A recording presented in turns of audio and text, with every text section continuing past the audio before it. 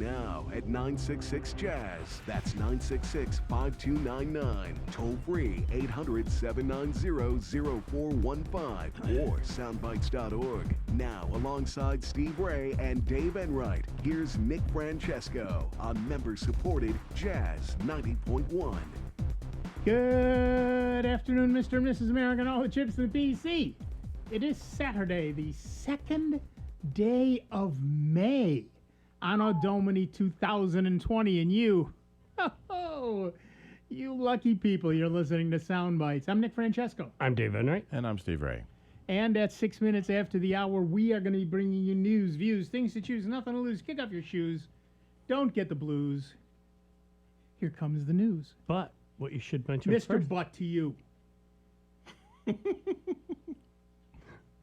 you got to That mention. just went out over YouTube, by the way. Yeah, that's all right. Adjusting my glasses.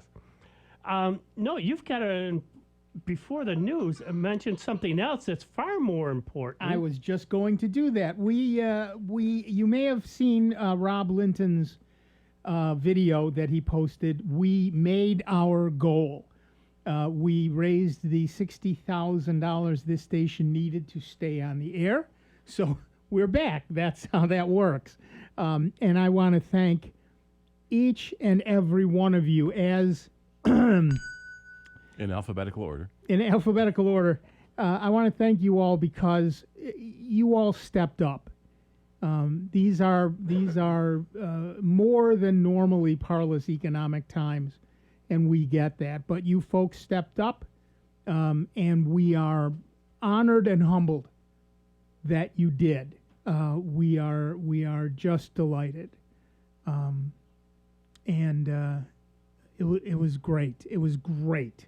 You folks did an amazing job, and from the bottom of our hearts, we want to thank you for making sure that this station, and as far as we're concerned, particularly this show, stays on the air. And that's all on you. And so thank you to each and every one of you.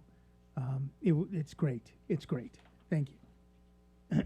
If you didn't get a chance to pledge, you still can at jazz901.org. Hit the Donate Now button, and you can still donate. And I believe all the benefit things like the tote bags and stuff are all still available until Tuesday night, Tuesday at 11:59 p.m. All right, to the news. Google is cutting the price of its Google Meet video conferencing app all the way down to free. All you need to access it is a Google account, not a pricier G Suite subscription like before, though as part of the launch of this Google Meet free version, G Suite subscribers also get free access to the enterprise version of Meet through September 30th. There are two obvious reasons behind this move. The first is to compete against the recent rise of Zoom, and the other is allowing Google to move one step closer to shuttering Google Hangouts. While Hangouts video chat is still a thing, it will be folded into Meet in the near future. As for competing with Zoom, Google Meet has some stark differences that make it unique among the myriad of Zoom alternatives out there. The free version of Google Meet supports up to 100 Google users in a single call, which is on a par with Zoom. However, Google Meet conferences are only accessible to those with a Google account, and the free version lacks landline dial-in access. Zoom, on the other hand, is accessible to anyone with the proper link or dial-in number. Google Meet will also limit meeting length for free users. Calls can have an unlimited length until September 30th, when Google plans to limit recordings to 60 minutes. G Suite users will still be able to use unlimited length meetings, however. The Google account requirement and lack of dial-in option for the free version makes Google Meet inherently less accessible than Zoom, but it also makes Google Meet meetings less susceptible to Zoom bombing. It even requires users to be accepted into a call before joining if they aren't directly invited by the host. Google Meet also has the benefit of cross-app integration, making it easy to create and join meetings from the Meet, Google Calendar, and Gmail web pages, as well as Android and iOS apps. The wide range of device and browser support is also a plus for Google Meet. So our poll of the week at soundbytes.org, that is Bytes with a Y, Francis would like us to remind you, is what's your most used video chat program? And the choices are Duo, FaceTime, GoToMeeting, House Party, Meet, Whereby, Zoom, and Other. And so far, we've got 66 votes in the poll. Zoom is far out ahead of everything else, followed distantly by FaceTime. Meet only has one person. Whereby only has one person. Duo has 4. If you're meeting with 1 or 2 people, FaceTime or Duo is a nice choice because it runs on the phone and it's nice. But if you're looking at a real meeting and it's more professional, then something like Meet or Zoom is probably better off for you. And I know many of you will have more to say, and also if you've selected Other, which 8 of you did, you should probably head on over to our website at soundbytes.org. That's Bytes with a Y, Francis would like us to remind you. Scroll down on the right under Fascinating Stuff, and you will see the forums. The second forum down is the poll discussion. Thank you. Wow. And currently, at least, the first item under poll discussion is 2 May 20. What's your most used video chat program and why? That's what we would like to know more than just what we would like to know. Why? And so far, we only have one person who posted. That was me. But yeah, so did you notice it's a little faster? I updated PHP. Oh yeah, good. This week, so it's the site is running a bit faster, and it's certainly much more secure. We were not. I can say this now because we're not anymore. We were running an old version of PHP, which had a lot of scary holes in it. We're now on the latest, which has many fewer. So yeah, we're up there. But and of course, if you'd like to chat about that or ask us a question or whatever, you can give us a call at 585-966-JAZZ. That's 966-5299. Toll free 1-800-790-0415. You can text us at 585-209-9010, or of course, ask a question there in the YouTube chat. You know, one thing that you brought up, we were talking about before we came on the air, is more and more folks now are going to the Zoom meetings and everything else, and like you were saying before, the amount of fatigue that it's going to cause in people. Yeah, well, yes, and they psychologically. Yeah. What happens is, I read an interesting article about this. People are suffering from video chat fatigue, and it's not they're just tired of video chats.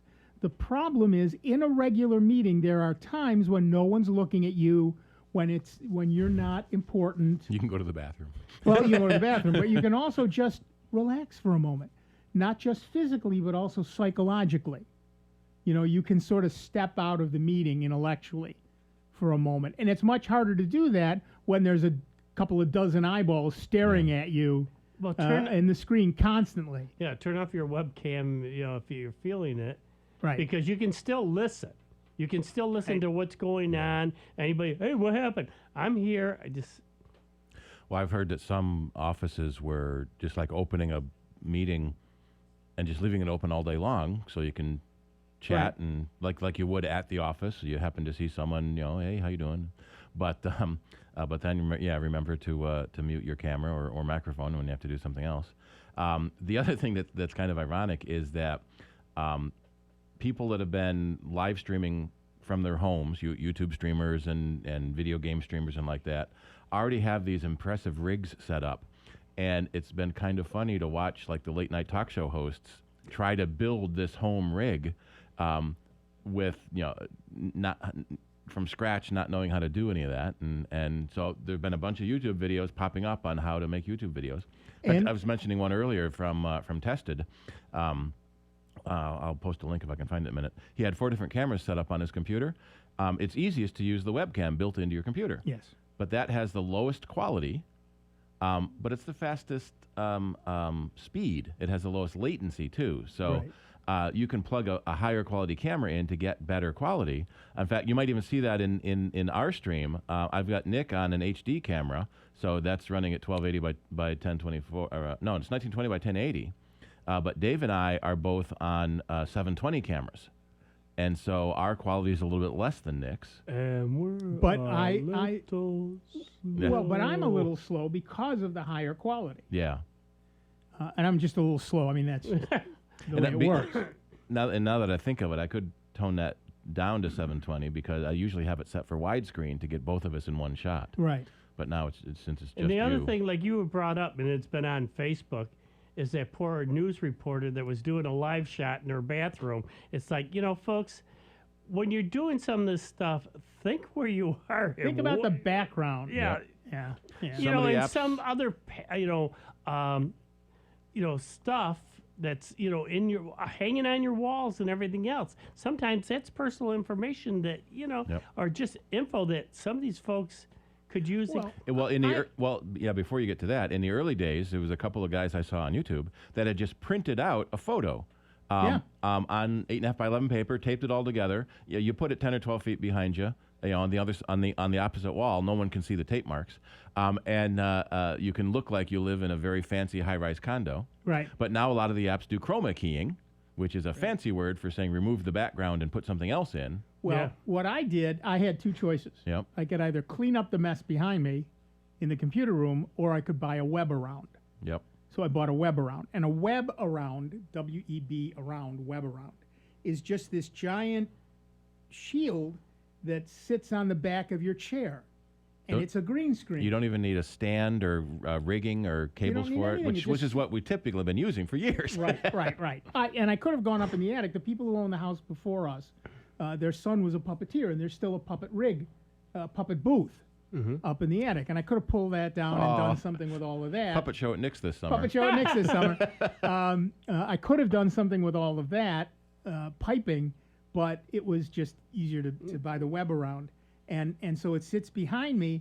And when I'm chatting with my daughter, I'm often chatting from like Wakanda or the Bat Cave or, my daughter prefers I put like Arkham Asylum behind me because she says that's where I belong. So And there's a lot of different brands of them, but this one's kind of neat because it does hook onto your chair and doesn't need a rig behind it. But it's sold out. Oh yeah. death, I bought it when I hit the as I was hitting the buy it button, I saw one left. Yeah. And I got it, and it's been out ever since. Yep. Have you seen Amazon. those new chairs that they're advertising? Yeah. $100 off. And I mean, they look like super comfortable chairs, but discounted. Even the lowest line is $597, and that's with $100 off. And it's like, Well, they're gaming chairs. They're they're- not only super comfortable, but they've got speakers in the wings, the head wings, and everything else. And some of them massage you and do all sorts of, or at the very least, they have thumpers. So if you're playing a game where you hit something or you get hit by something, it thumps. oh, cool. Yeah. Some of the video chat software does do chroma key without needing a colored background, so it can try to remove the background behind you automatically. It's trickier that way, and you need a better video card. We were in a meeting the other day, and a couple of people didn't have that option, and were really confused, and they didn't have that option. So you must not have a strong enough video card Right. to be able to do that. It is easier if there is a solid color, weird color background behind you, so that it doesn't have to remove everything behind you. But we've seen for years on like the weather reports where the weatherman is waving his hands in front of a blank screen. Every now and then he'll wear a tie that's too close to the color. Yeah. Or was it the Queen's speech a few weeks ago where she wore that green dress and everyone's been chroma keying it? Chroma keying all kinds of things in it. Well, Yep. I saw a video the other day with a guy who was had a chroma key background, but he was also drinking something that was green. I don't know if it was green tea or Sprite or I don't know what it was. Yep. But every time he lifted it up, you could see the background through his body. It was Yep. pretty funny stuff. I always like that with the tie where it's raining on his tie. Right. The other thing about Google Meet that you have to remember, it is free up to 100 members through September. Normally it's $6 per user per month. So, wow. Yeah, that's There's a lot of revenue they're losing. Yeah, but there are two things also that make it really, really useful for people. One is that it is end-to-end encrypted. Well, there's a lot of confusion about that. So, from my end to Google, is encrypted. Right. Then they decrypt it and re-encrypt it to go to your end. I don't think so. That's how Zoom does it. But So when you have when 20 they- people on, that means each stream has got 20 encryption keys, or one Yes. encryption key for everybody. I don't know that. Yeah, that's what nobody knows about the Well, background. but it's still, if it is end-to-end encrypted, Yeah. as opposed to Zoom, Well, they say end-to-end encrypted, but they mean from you to them. right? But with Zoom, we know it's not end-to-end encrypted. Yeah. And From whose and end to as- whose end. As Steve said, it's encrypted from you to the server, and then it's re-encrypted from the server to the other person. Well, that means that at the server, anybody can see what you're doing. And let us never forget that Zoom has mistakenly routed many people's video chats through servers in China. So I personally would not use Zoom for business. Yeah. Absolutely would You not. think? But it's the easiest to set up, and that's why it becomes That's the the- default exactly option right. now. The They're up other to nice- 300 million users Right. in April. And another really nice thing about Google Meet is that it has real-time AI-generated closed captioning, which means it doesn't get it right all the time. But if you have deaf or hard of hearing people, you can turn on the closed captioning, and that's automatically done for you. Sweet. So, I don't have it free yet. I tried to log into my Google Meet account, and it says it will be soon available for soon free. available for free. They Yeah. they haven't. They were supposed to start April, I think, whatever next Saturday is, 8th. Yeah, I'm reading their article, and it says Oh, soon. May? It said today we're May? making our, May. Yeah, Yeah. there's no date on it, but it says today. Yeah. Yeah. So that's pretty nice.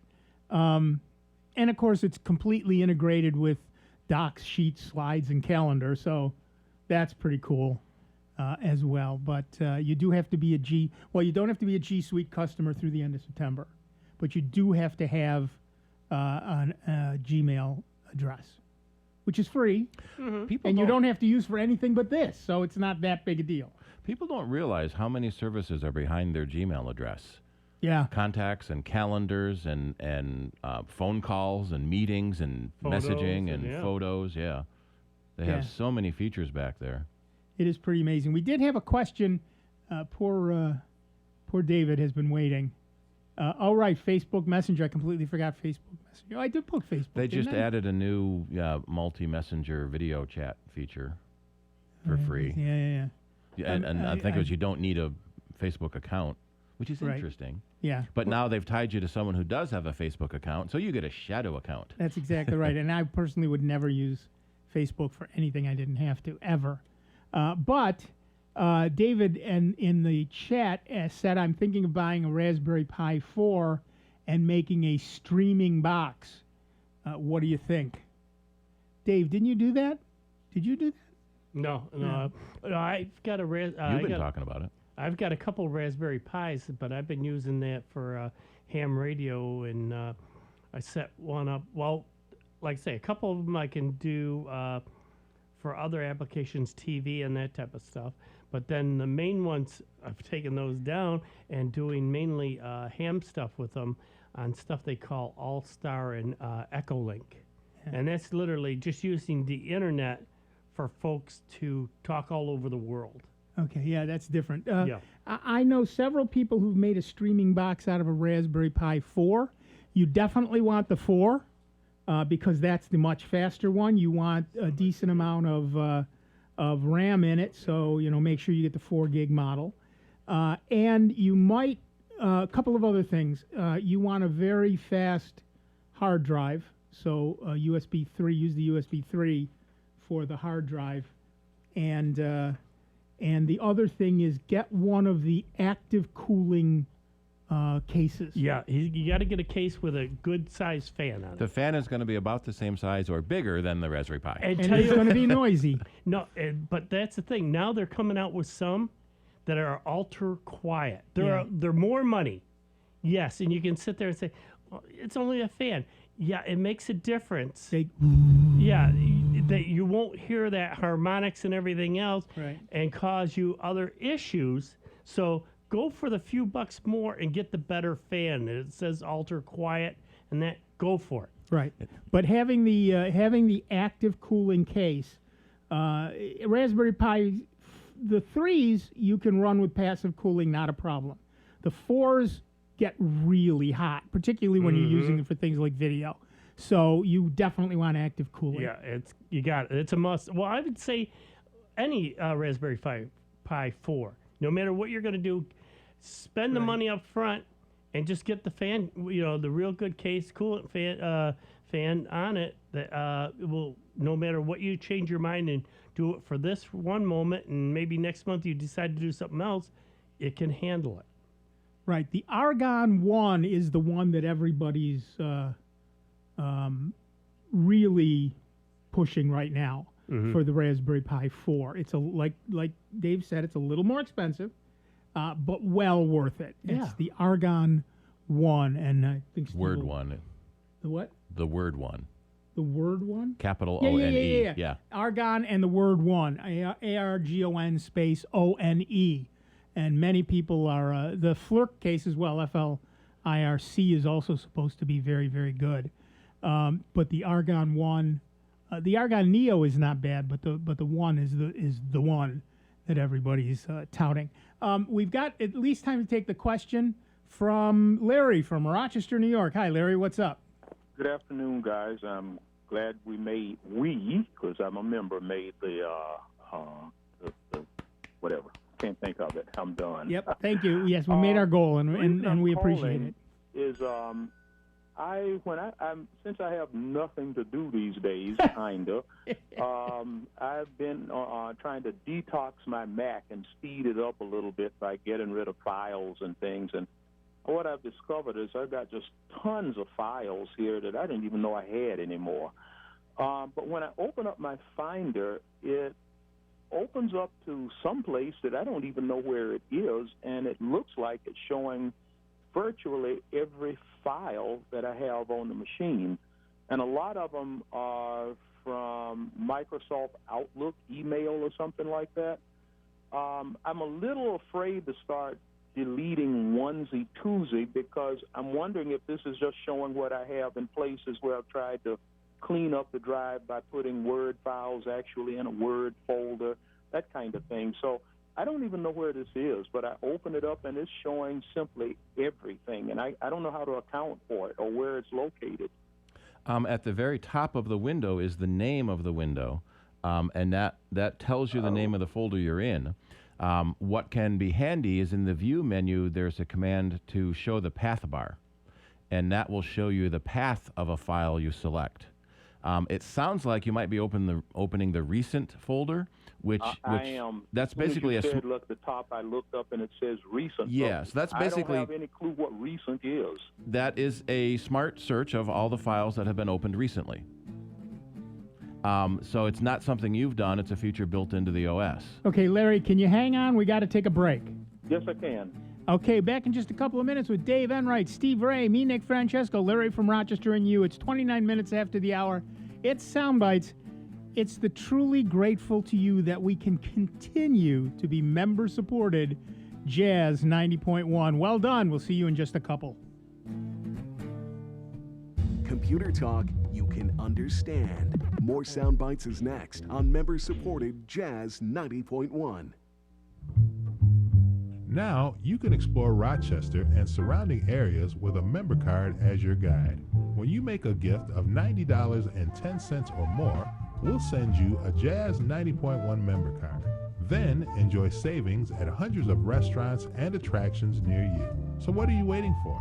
Call and become the newest member of Jazz 90.1 today.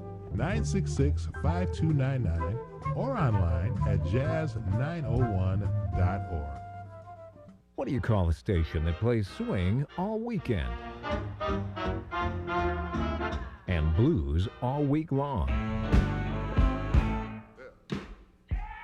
We call it Jazz 90.1 Swing and Blues. If it sounds good, and it does, surf on over to jazz901.org and in the right-hand column, click on the Jazz 90.1 Swing and Blues button. Instantly, you'll be deep in the blues or totally in the swing of things, depending on the day of the week. Swing all weekend, blues all week long. the Jazz 90.1 Swing and Blues channel. Take a listen now. Visit jazz901.org, then click the Swing and Blues button. When a parent struggles with addiction or dies from a drug overdose, what happens to their children? Far too many end up in foster care, unable to ever return to their birth homes because it's simply not safe. The Dave Thomas Foundation for Adoption is fighting the clock so that teens don't age out of foster care, leaving them at a higher risk of addiction and other negative outcomes that can happen to a child without the love and stability of a permanent family. Learn more at davethomasfoundation.org. Here's your invitation to join Jazz 90.1 and save. With the Jazz 90.1 member card, you get 2 meals for the price of 1 at restaurants locally and across the nation. Dine at dozens of local restaurants and save money, all while supporting Jazz 90.1. Just use your member card a few times and you'll easily recoup the cost of your membership. Ready to become a member of Jazz 90.1? Call 966-JAZZ, that's 966-5299 today, and become a member of Jazz 90.1. We depend on our drinking water supply daily, but where does that water come from? Your water provider encourages you to get to know your local water source so together we can protect and preserve it. The investments we make as a community to protect our water source now ensure we have a sustainable drinking water supply for the future. Visit drinktap.org to learn more. This message is brought to you by the American Water Works Association and your local water provider. Official WGMC contest rules are available online at www.jazz901.org. Do you want to take Jazz 90.1 with you everywhere you go? Don't worry, we've got an app for that. You can download the Jazz 90.1 app for your iPhone, iPad, iPod Touch, and Android device free from the iTunes App Store and Android Marketplace. You can listen to Jazz 90.1 on the go, view DJ bios, our program schedule, news, pictures, and even become a member of Jazz 90.1. Your mobile device never sounded so cool. To download the Jazz 90.1 app, visit the iTunes App Store or Android Marketplace today. Be sure to download the new and improved Jazz 90.1 apps. Insects, they creep, they crawl, but could they teach us to stick around? This is Sandra Tinglow with the Lowdown on Science. Beetles and geckos have super sticky feet. Their secret? Tiny mushroom-shaped patches. These patches are 1,000,000 times smaller than the width of a human hair. Maximum feet stickiness. Can we recreate this in the lab? Stanislav Gorb at Kiel University in Germany studies stickiness. Yes, that's a thing.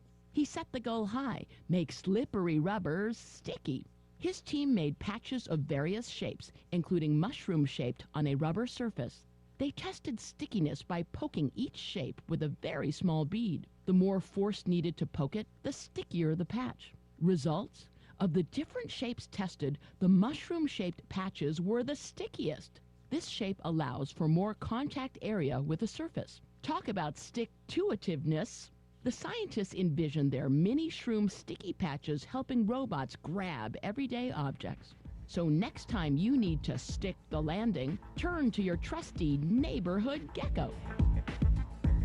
The Lowdown on Science is produced by LDOS Media Lab in partnership with the University of California Irvine Science Communication and 89.3 KPCC, and made possible with the generous support of the Fuse Family Foundation.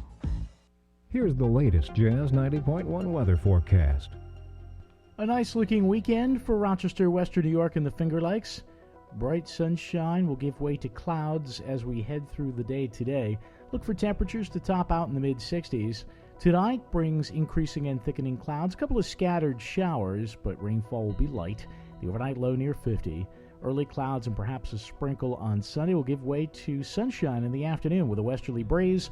Look for high temperatures in the mid-60s. I'm meteorologist Josh Nichols for Jazz 90.1. And currently right now we got mostly cloudy skies, 65 degrees out at the airport and 63 degrees here at member-supported Jazz 90.1.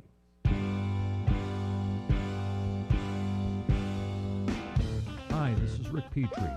Please join me Tuesday nights from 9 to midnight for North Star Sounds on member-supported Jazz 90.1. Welcome back, everybody. I'm Nick Francesco. I'm Dave Enright. And I'm Steve Ray. And at 36 minutes after the hour, we are Soundbites. And we still have Larry from Rochester, New York on the line talking to... I'm here. Yep, talking to Steve about his Mac and the Recents folder. Yeah, the Recents is a little tricky because the theory, at least, it's files that you've worked on recently. But it can be sometimes temp files that the program you're in worked on because it's recent. And as you've seen, it's files that are in your email, especially if there's an attachment. That attachment gets downloaded and it's in your email. So as I mentioned, if you turn on that path bar, when you tap a file in the recent list, it will show you the path of that folder. And if anything says library, stay out of it. Yeah, no If anything kidding. in the path is the library, that's all managed by the system, and you don't want to go messing in your libraries. Because Now, typically where's the the library bar is... again? Pardon? Where's the path bar again? In the View menu, there's a command to show path bar and hide path bar if it is showing. Okay. So then when you I'm going tap... to just tap show. Wait a minute. Hide sidebar, hide path bar. So, got it. Okay. Yeah. And then at the bottom of the window, it shows you the path of the file that you've selected. And the Right, path right. is just the subfolder, the folder that it's in until it gets to the actual file. Right. But in general, the Recents is just a list of all the files that the system has touched. Yeah. There used to be one called All My Files. And that was even worse because it would show system files too. Oh, that's not good. So this is just recent. So I have 491 in my list of recent files. Right, but they're not all files this is the important thing. Yeah. It's not all files you've actually looked at. It's files that have been touched by the system, downloaded, changed, added, so you should see logs in there and everything else. Right. So that's generally not a particularly useful place to be. When you open the Finder, you should probably move somewhere else. You can hide that recent list from the sidebar. If you control-click on it, you can remove it from the sidebar. And it's in the Finder preferences, too, if you want to turn that on and off. We see a lot of people getting confused by that. But then, on the other half, a lot of people only use that. They never look when they save a file. They never know what name they saved a file under. Well, it's just in my recent list. Well, that doesn't help me when I'm trying to find the file that I'm moving to a new computer. Right. Or, my file got corrupted, so where was it? Oh, it was in Word.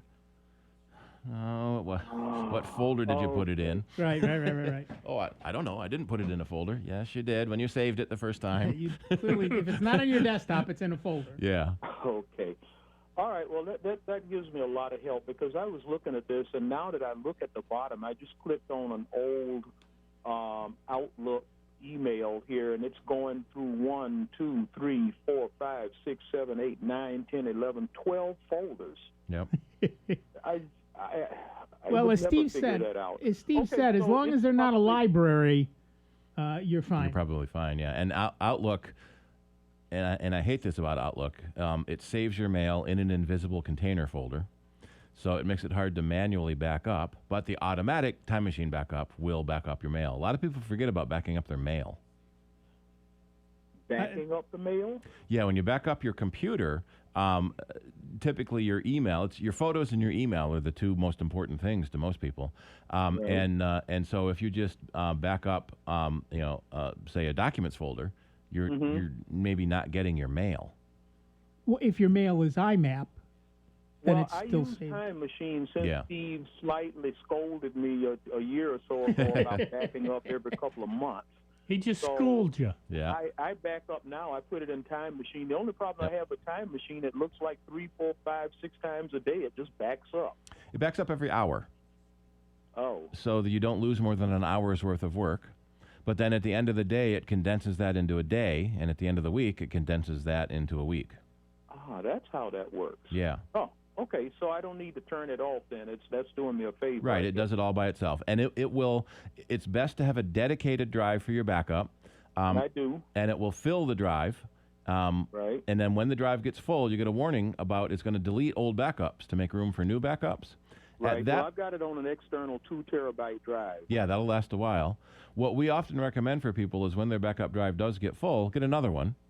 Right. just in case there's something you deleted 6 months ago or 6 years ago that you don't want pruned from your backup. Okay. Well, you've given me more information than I thought I was actually calling for, so I'm going to actually continue to sit here in my spare time and detox this machine. Good for you. And see if I can get it up again. Good for you. All right. Thank you so much, and thank you for being there. Yep. All right, Larry. You're Thank welcome. you. Bye. And I do need, it's kind of hard to do. I do need to warn people about cleaning programs that you find online, both Mac and Windows. A lot of them are just crap. How do you really feel? And they'll clean your computer and you'll never see any of your files again. Right. Or some of them will give you a list of files and ask if you want to delete them or not. You can do that yourself. You bought the programs to let it do it for you. There was an issue on the Macs for a while. A lot of Mac programs come with multiple languages built into a single program file because the Mac supports dozens of languages off the bat. There was a program that would go through and remove all the other languages except the one you wanted to use, and then each program would get a few K or maybe a few megs smaller. When hard drives were tiny, that was more of a big deal, maybe, yeah. But a lot of programs then, and especially now, stop working because the program file has been modified. Right. And it doesn't know if that was an intentional modification or you've been attacked by some malicious software. Right. So they don't like having those language files removed.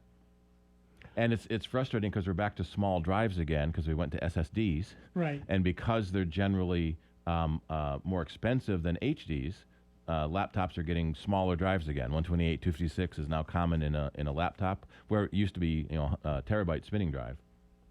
All right, we did have somebody text back in. This was from last week. It says, hi, last week I texted in complaining about the lack of a good dialer on a Pixel that would allow me to select a specific number of people to call. I found an app, True Phone, very versatile, took a while, a lot of trial and error. Excellent. Good for you. True Phone. Yeah. So anybody who's looking for that and needs it, I see last week's. I was the third caller last week. So yeah, excellent. Very nice. Very nice. Well done. Thank you for following up with sharing that. and sharing it with us. Yeah, thank you for that. That's great. Okay, so when you're buying a new Chromebook, which you probably should do, one thing we should all by now be trained to look out for is its expiration date, or the date after which you will no longer receive updates. It seems Google has found a clever potential solution to make the end of OS updates less of a death sentence for your Chromebook by separating browser updates from Chrome OS updates. Every 6 weeks or so, Google releases an update for Chrome, which most people install for its fun and exciting new features or whatever. Yeah. Or it just automatically installs it by itself. Yeah, just You don't let even you have to know, do anything. restart your machine so that it can take effect. Right, it's all you have to do. Even if you don't care about the features, though, it's important to keep Chrome up to date so that you have the latest security updates to keep your computer and information safe while browsing. Even on older desktops and Android phones, it's easy to update Chrome to keep the browser secure. However, on Chromebooks, the version of your browser is directly tied to your OS getting updates. This means once your Chromebook reaches its update expiration date, your browser will slowly become more vulnerable.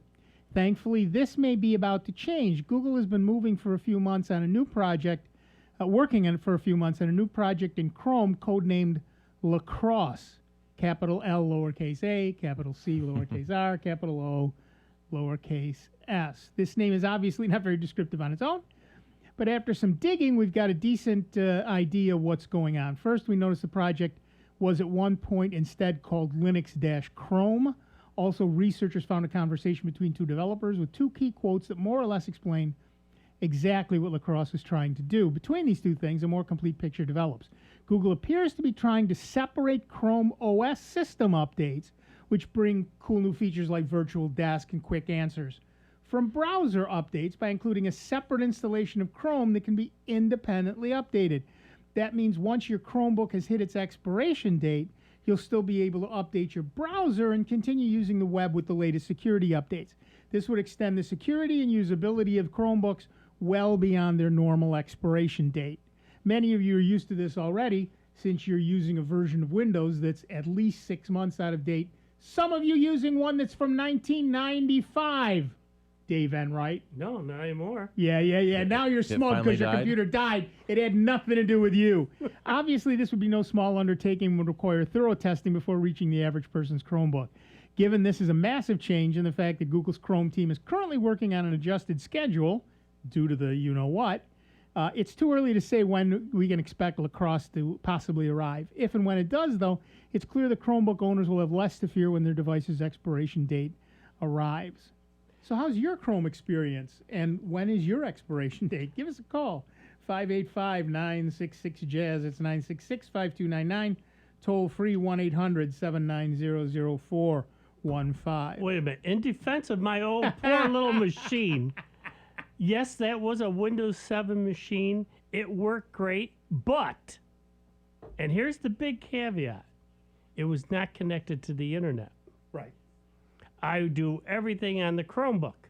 That way, I don't have to worry about anything. I'm not going to get any viruses, spyware, malware, or anything else.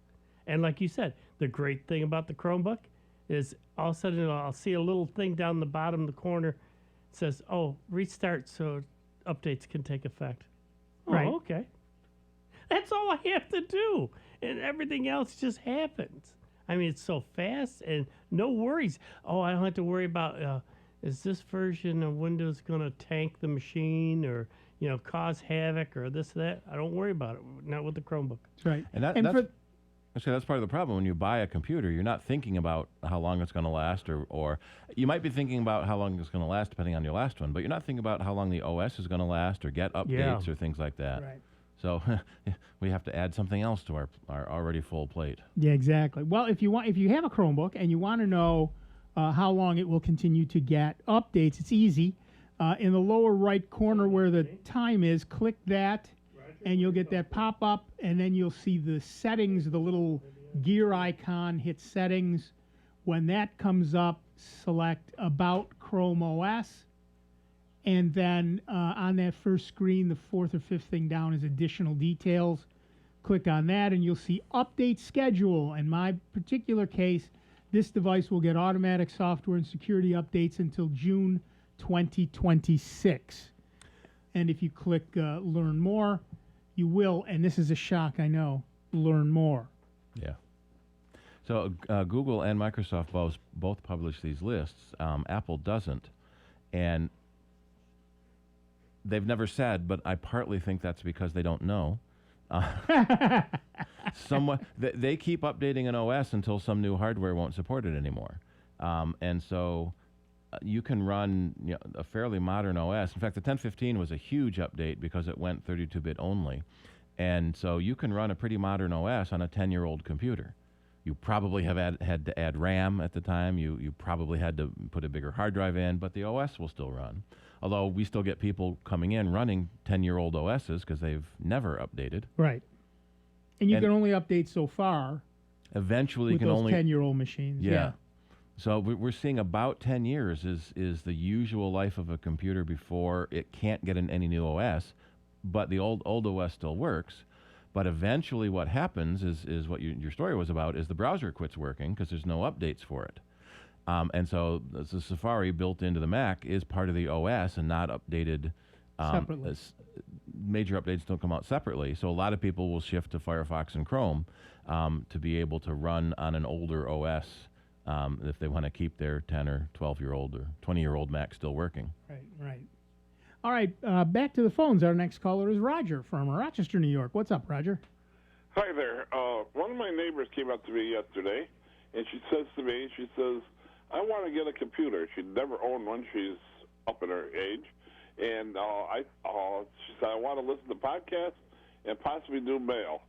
And I said, well, get a phone. She said, I don't want a phone. Got any good, reasonable, easy-to-use suggestions? It depends. What is her email client? What is her email? What does she get? I don't think she has one. She doesn't have one. Tell you what, get a Chromebook. Couple of $100. Yeah, a couple of $100. You can do, all the YouTube and listening to music and all the yada yada.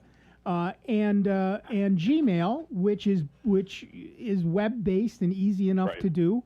And rather than spending $1,000 or $800, you can get away with $300 or $400 or even $200 if she doesn't mind being a little slow. And she, if she doesn't need more, if she truly is only going to want to be listening to music and podcasts and doing email, then a Chromebook is more than adequate for what she wants. Right, or even a tablet, which will be a little physically that's where smaller. I was torn between a tablet.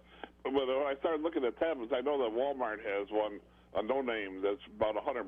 And I've heard is pretty good, but it's not trivial to use either. So I don't know. This woman never played with any kind of high tech or any kind of tech at all. She's up in her mid-70s or 80s. It'd just be easier for her to type on a real keyboard than to try to type on a tablet. On a tablet keyboard. So what do you want to be able to have to teach her to do is going to be the question. I don't want to teach her anything if I can help it. Yeah, she's got to find someone to teach. That's what we always joke. Get the machine your friends have, so you can have someone to call for questions.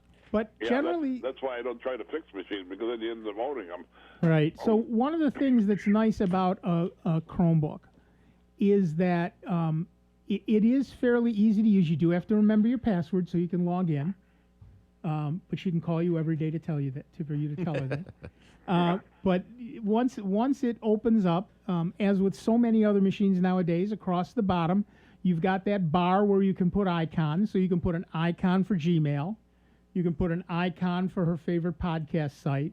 You can put an icon for her favorite music site, that sort of thing. And all she has to do is click the icon, and she's in and working. Okay, I'm assuming that the Chromebook will do TuneIn and iHeart and all that stuff. Certainly the web-based versions in particular, yes, absolutely. And there are probably apps for them, too. Yeah, you just download the iHeart app, and away you go. Yeah, remember the Google. If you get a version, well, even the 2 gig ones will do it, but I would suggest a 4 gig of memory.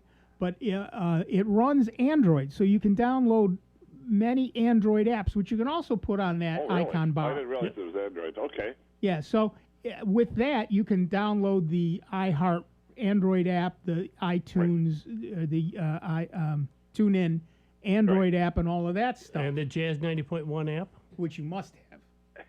But so that way she can listen to sound bites. That's all right. Yeah. Listen to you guys. Are the Android I got one question for Enright, and it's a yes or no. Are there a number of 2 and 432 computers around running digital reflectors? That I don't know. That I know that there's one over in the Greece area, but other than that one, I don't know of any others. Well, there is the other reflector is the East Coast reflector. The who? East Coast reflector. Yeah, but that's something else. Isn't that D-Star or something? No, they're pretty much analog, and you can go through Echolink and that on them, and some. I think they might. If you go to the East Coast Reflector website. .com. Yep. East Coast Reflector website. Okay. It'll show you the different modes that you can do, because check-in is on Tuesday nights and Q&A. But, yeah, you can get in there. I think they're 146.790, I think. Oh, the old 7.9, huh? Okay. Yeah, they're down on 70. They have both 2 meter and 770, or 70 centimeter. I'll look. Thank you very much. You're welcome. Thanks. Thanks for both questions. Thank you. Bye-bye. Yep. Thanks. Now, Nick, are the Android apps at the same level as a Chrome app? Yes. And then okay. These days, essentially, you have 3 operating systems inside your Chromebook. You have the Chrome OS, the Android OS for apps, and Linux. And I've got all 3 of those on my bar, and I can run any one of them without a problem. Yeah. I was looking in the Play Store, and all the apps have Google versions as well. Right. So you can load any of those apps. So if I load the Google version, the Android version, and the Linux version at and the run same all time, of them simultaneously. You try that. I'm not going to. But yeah, so you can run. I'll pick the middle one. So you can run all. So you can run all three things from all three, and you can run them all simultaneously. So right now I've got Linux up on my. I've got my Chromebook here, and it's a very slow 2 gig Chromebook. But I've got Linux up and running so that I can do my timers. I've got that I wrote in Python. I've got Chrome up so I can do all this stuff. And just a few minutes ago, I was running an Android app as well. So you can do all of them simultaneously. How many of them you can run simultaneously has to do with how much RAM you have. Yeah, because on the Macs, we've got the Mac and Unix, and most Linuxes will run too. But I just started looking for Android emulators to run Android, and there are a few of them to run Android on apps on the Mac. Yeah, but for what you paid for that machine, you have no qualms. It is kicking butt. It's kicking butt, and I admit it. Here's the thing about this machine. I go to a site called woot.com, WOOT.com, and if you've never heard of it, I apologize for sending you to it. I had to stop. You have to stop because every day they have a whole bunch of deals. Not all of them are amazing, but many of them are amazing. And every once in a while they have refurbished computer hardware. And this was a refurbished Chromebook. It's an HP 14-inch, blah, blah, blah, blah, blah, $170. Cheap at half the price. Yeah. Oh. And I've not had a day of problems with it, and it runs like a top. It is a little slower than my high-end $600 Chromebook. Yeah, which it better That's be. a shock, but I don't. That's not a problem. It's not so slow that I can't use it for real-time stuff here at the show. They're doing a special for May the 4th be with you too. Right. Which reminds me, Star Wars Day is Star Wars Day's on Monday. Monday. Yep. And Disney Plus has been running ads. The Star Wars fans will watch all 9 episodes in a row. The tourists will do all the ancillary movies in the correct chronological order too. And then Tuesday is Cinco de Mayo, which occurs on Taco Tuesday, but we're all affected by a virus named after a Mexican beer. So we're going to have tacos and Corona for Cinco de Mayo. But yeah, in terms of Chromebooks, they have become much, much, much more capable than they originally were. And I have no hesitation any longer since you can run Chrome stuff, Android stuff, and Linux stuff simultaneously. All right, that music tells me that you have wasted an hour of your life with this nonsense, but ho-ho! Ho-ho! Say hi. You have, we're only halfway through this show, so you've got another opportunity to learn from your mistakes, which I know you won't do because you're going to stay tuned. We'll be back in just a few minutes with Dave Enright, with Steve Ray, with me, Nick Francesco, and you. It is 59 minutes after the hour. You're listening to the longest-running computer show in the known universe. Give us a call, 585-966-5299, 1-800-790-0415. And let me take a quick opportunity to once again thank each and every one of you for your generosity. We did make our goal, and we are honored, pleased, and delighted that you have come with us on this journey and become members of the Soundbites family. Stay tuned. We're taking a slightly longer break, but we will see you on the other side. Online 24 hours a day, 7 days a week at soundbites.org. More with Nick Francesco, Dave Enright, and Steve Ray next on member-supported Jazz 90.1. WGMC Greece Rochester, a public service of the Greece Central School District, Jazz 90.1. Online at jazz901.org. Special report, coronavirus update. States have started to ease COVID-19 restrictions. Correspondent Allison Cossack reports the timeline in California hasn't been determined yet. California seeing mixed messages there. Los Angeles Mayor Eric Garcetti saying he doesn't think the city will reopen before May 15th, and that's despite an announcement by the governor. Governor Newsom saying that he is days, not weeks away from beginning to lift restrictions there. Starting next week, New York City residents can sign up for marriage licenses again. Mayor Bill de Blasio says lovebirds can get the document online. Even though we've been through so much in this city, even though we're fighting back this pandemic cannot stop love. And so for all of you looking forward to getting married, we're back in business and ready to serve you and ready to celebrate with you. The death toll from the coronavirus in the U.S. has topped 65,000. I'm Ann Cates. Follow Jazz 90.1 on Instagram at WGMC Jazz 901. Hi, I'm Dr. Shelley Flace with today's tip for kids from the American Academy of Pediatrics. Food additives can harm children's development and raise the risk of obesity. To lower the risks, choose fresh fruits and vegetables when you can and avoid processed meats.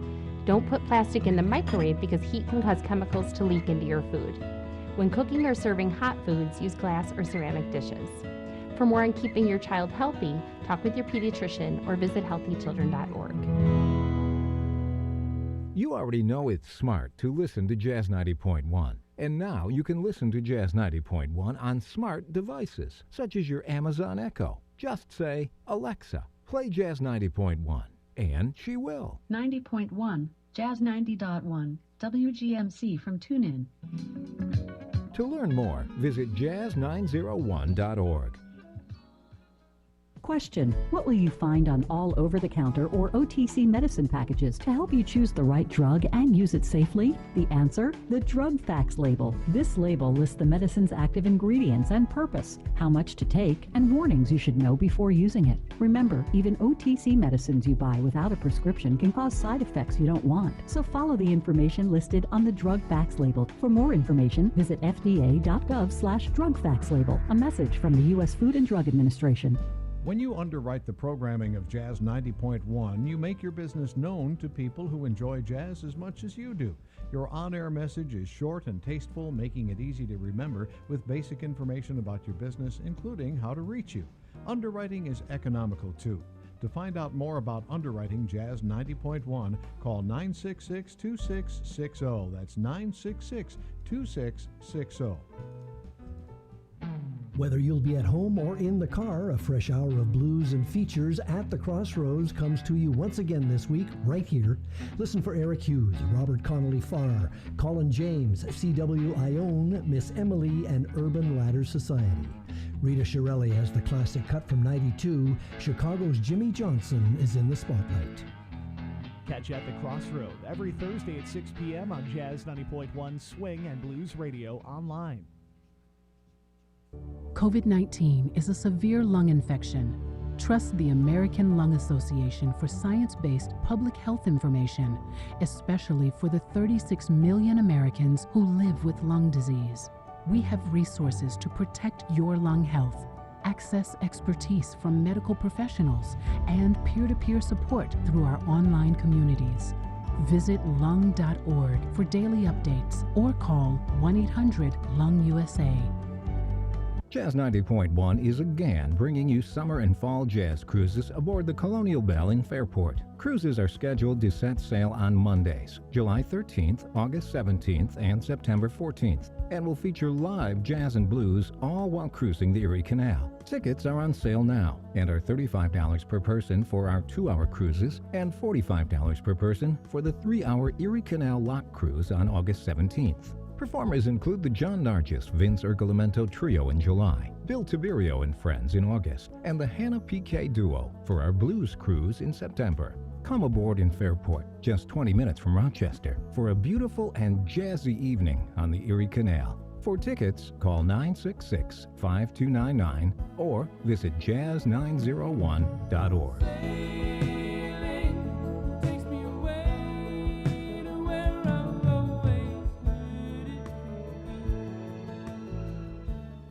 Ready to become a member of Jazz 90.1? It's easy to do and it feels so good. Just call 966-5299. That's 966-JAZZ. Or pledge securely online at jazz901.org. And remember to check if you work for a company that matches donations. This could double or even triple your pledge. Anytime is a good time to become a member of Jazz 90.1. Welcome back to America's longest running computer show, Sound Bytes, on member-supported Jazz 90.1. Get online now. Call 966-JAZZ. That's 966-5299. Toll free 800-790-0415. Or submit your question by email at soundbytes.org. Once again, here's Nick Francesco, Dave Enright, and Steve Ray on member-supported Jazz 90.1. Welcome back, everybody. I'm Nick Francesco. I'm Dave Enright. And I'm Steve Ray.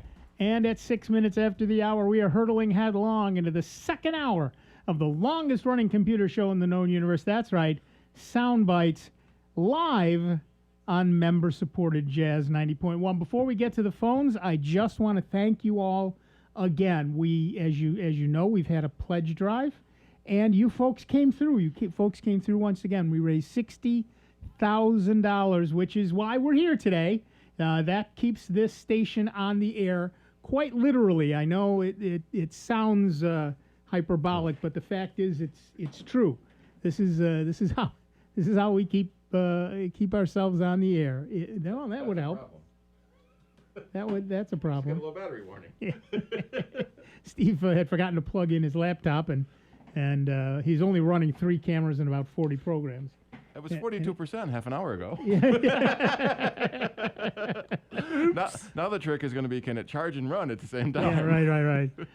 But we do want to thank each and every one of you for your generosity, for stepping up in these parlous economic times, more parlous than normal.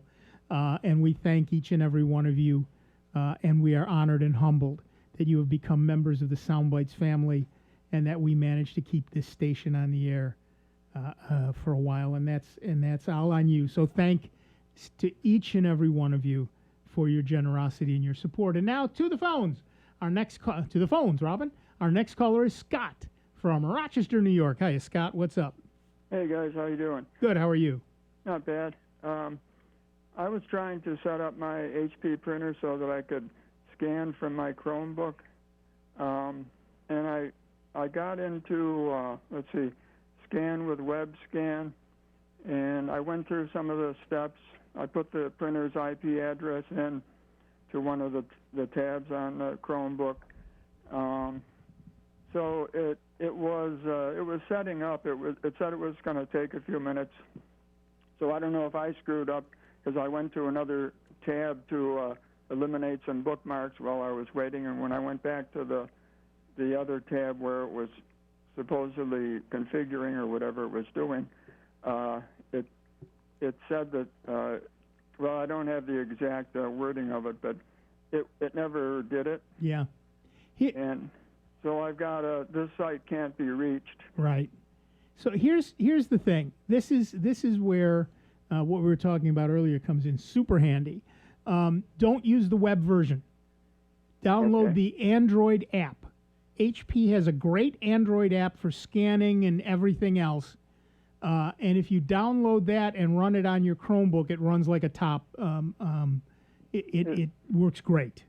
Is that HP Scan? Yeah, it's okay. Hold on. I've got my Android here, but I was able to scan from my Android phone, but I wanted to do it on the Chromebook. Well, what I'm saying is you can run Android apps on your Chromebook. If it's a new enough Chromebook. All Chromebooks can do that? How old is your Chromebook? It's about 2 years old, I think. Yeah, you should have no trouble. You can run Android apps on it. You may have to, in that version, you may have to turn them on, but hold on a second. Okay. So the fact that you can print from your Android device means that the scanner has the webcam up and running already.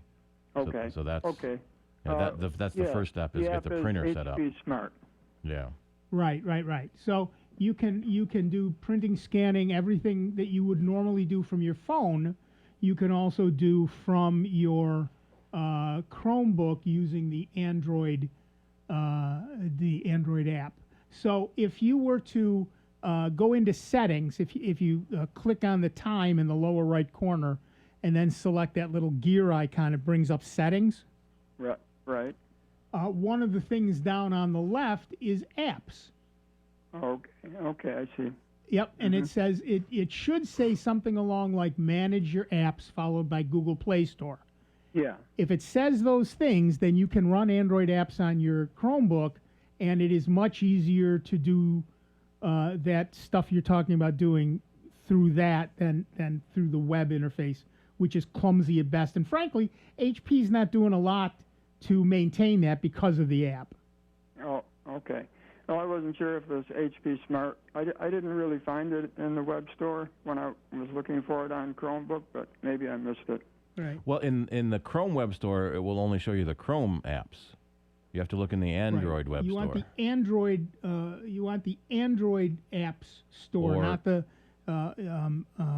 which you can also, by the way, download yourself. The Play Store is an Android app, and you can download the Play Store. You can download the music, the video, movies rather. So you can download all of those apps to your Chromebook and run them there just like you run them on your phone. And it may be easier. I'm posting the link now. HP has a link that takes you right to the HP Smart app for each of the OSs. Perfect. To directly download it. Oh, okay. Perfect. So I would have that choice, and you said either the Play Store or the web store? That's all I see on mine. Well, you want Play Store. The web store is stuff for Chrome OS. Oh. The Play Store is stuff for Android. Oh, I see. I didn't know that. Couldn't it say Chrome Store and Android Store? Yes, it could, but it doesn't. Yeah, it could. I wish it would. Why make life easy? And when the Play Store has more than games, it's not the Play Store anymore. Yeah, that's what I thought it was mostly. Well, you play music, you play movies, Yeah. you play games. You play at word Playing processing. with different apps. Yeah, okay. I didn't think of it that way. Yeah, well, that's a dumb way to think of it, but that's the way Google thinks. Because all the other names were taken. Oh, the other names are taken. Okay.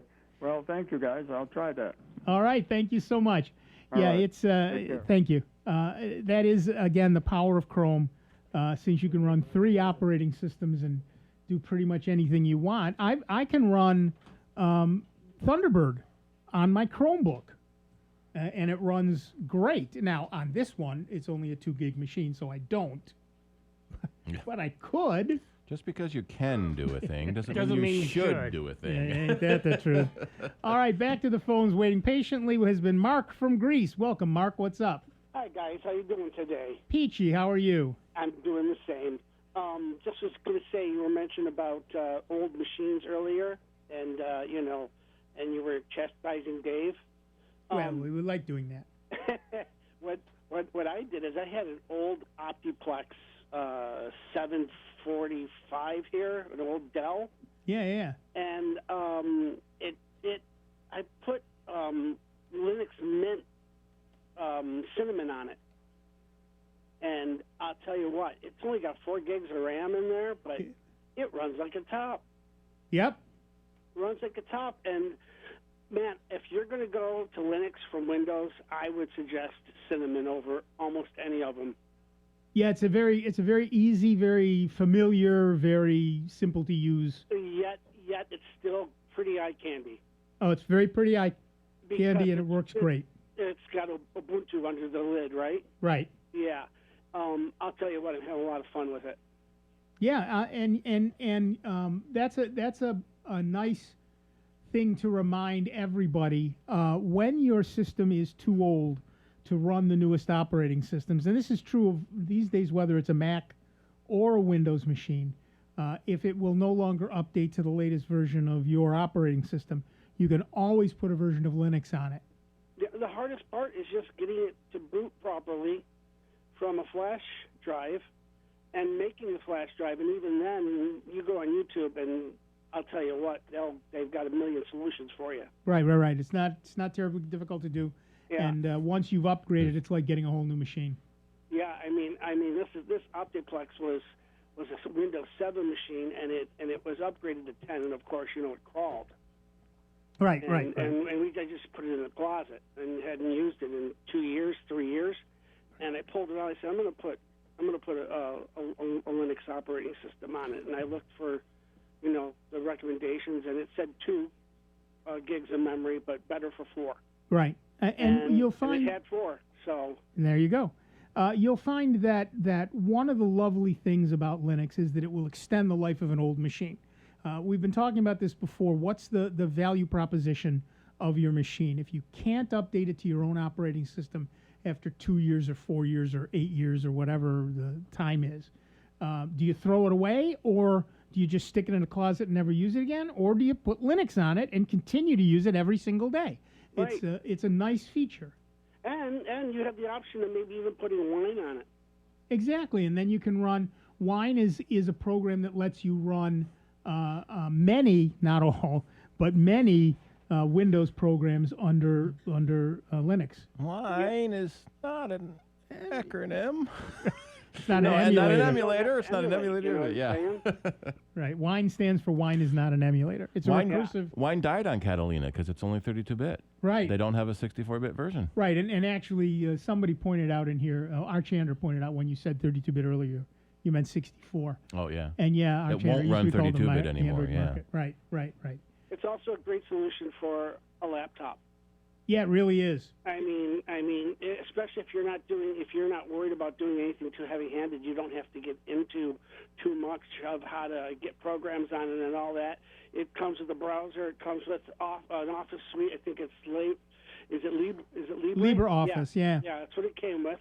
And put it on a laptop and use it for another 3-4 years until the hard drive dies. Well, I'll tell you what. I've got a 6-year-old laptop.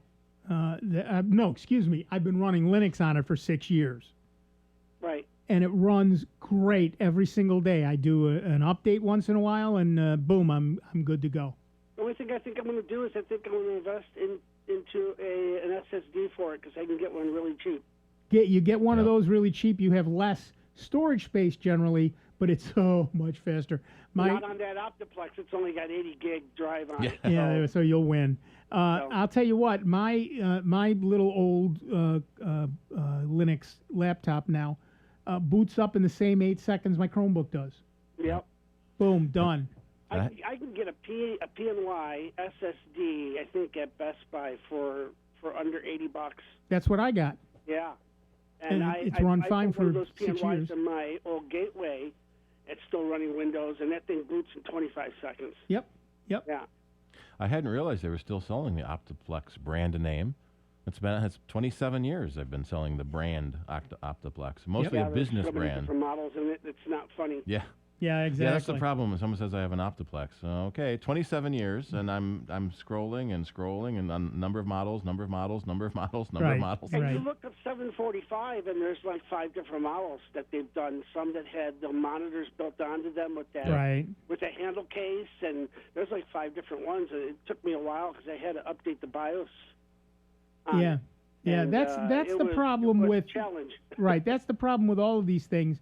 The model names and model numbers are not necessarily unique, and they're not necessarily known. So, for example, I've got one of my, I don't remember the exact number, but it's something like CT343QAL. Well, you go to look that up, and there is no such animal, but that's the model number. There's a 343, and there's the 343Q, and et cetera, but no 343 QAL or whatever the actual number is. That's the problem I have with my Gateway. It was a 4860, and then it's a UP33 something. Yeah. So it that was a little difficult to find what I needed for that one too. But like I said, YouTube's a great little place to find some solutions for things, especially when you're not sure. Yep. Exactly right. Because I needed a new CMOS battery in that computer. That's how old it is. In that Dell, and I'll tell you what, I messed it up at first. It wouldn't boot; it just kept beeping. Yeah. And YouTube saved me. So. Yep. Well done. All right. Thanks. Thanks, guys. Have fun. Have a good day. You too. We always got a kick out of the Macs. There was a range there where they were saying summer, 2000. Yeah. And they always had parenthetically, or actually usually with an asterisk, in all their printed literature, summer in the Northern Hemisphere. Oh, yeah. So now they're just doing early 2020, Yeah, right. So we had our early 2020 MacBook Air come out and our early 2020 iPhone SE. Actually, the iPhone SE is only 2020. So that implies there won't be another one this year because it's not early 2020. Right. Although they could come out with one and call it late 2020. They could, yes. Yeah, I think what they're doing is hedging their bets because heaven knows when they're going to ramp up to full production and et cetera, et cetera. So just 2020. Yep. Sometime this year there will be a new phone. And if it's early, maybe we'll get a late one out and maybe not, but let's not promise. I get it. But 2020 on the Gregorian calendar. Yeah. You've missed 2020 and a lot of other calendars. A lot of other calendars. All right, back to the phones. Our next caller is Walter from Greece, New York. Hiya, Walter. What's up? Hello there, gentlemen. I'm running under the theory that there's no such thing as a stupid question. So I may have two of those, so they may come to place. All right, let's try the first one. You were talking about the end of life of Chromebooks. Yep. How does that affect those who have converted their laptops via Neverware? It doesn't. Neverware is a whole different product. It emulates a Chromebook, but it is not from Google. It is from Cloud Ready. And it has its own end of life. Right. It has an entirely separate life cycle. Okay, that's what I was going to wonder, because just like running like Linux, I've had to go ahead and change from, the end of life, like with Ubuntu, it's time for me to go change over to, Ubuntu 20.04. Right. So Cloud Ready has an entirely separate life cycle. The Neverware people have stuff about that on their website, but it's different. Trying to find it now. Okay. To see if they have it published. Okay. And my next question is referring back to the person who called that the elder neighbor asked about wanting to get a computer. Yeah. Doesn't it depend upon, the answer should also depend upon her internet provider?